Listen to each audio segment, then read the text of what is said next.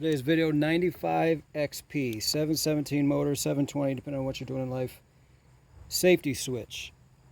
Now, this is the safety switch with the lanyard.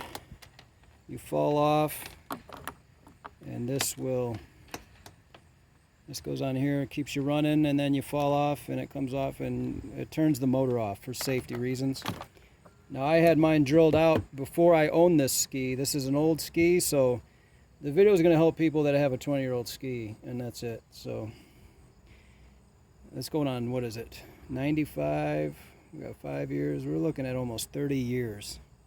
So that makes me old, but this was used. These are a lot cheaper. This one here is about $65, and this one's about 10, roughly. You could probably get it for 8.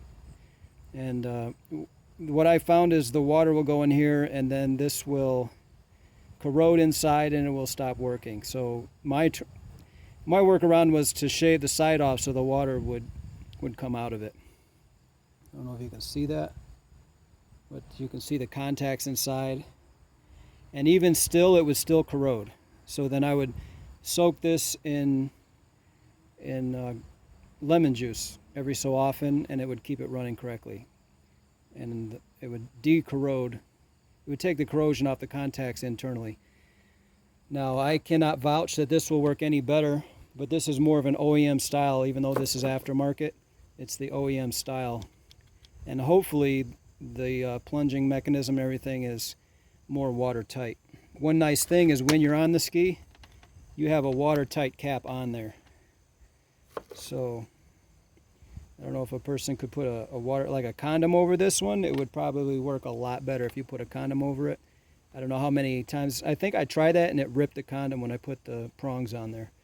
So really it just needs to have the right part.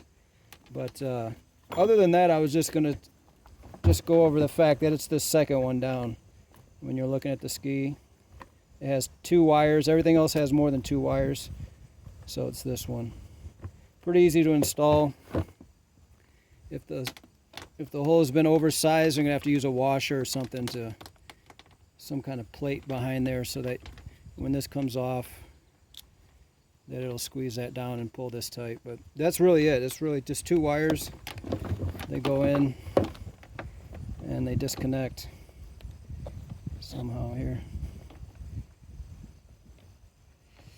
Yep. Yeah, that's it. So that's it. It's pretty easy. But if your ski's not starting, that's usually the first thing. You can also jump these contacts right here to eliminate it and get right down to the starter. If you jump these 2 contacts and it doesn't turn the starter over, your starter's probably gotten wet. But anyway, I'm not a mechanic, so it's just a helpful video on the internet for do-it-yourselfers.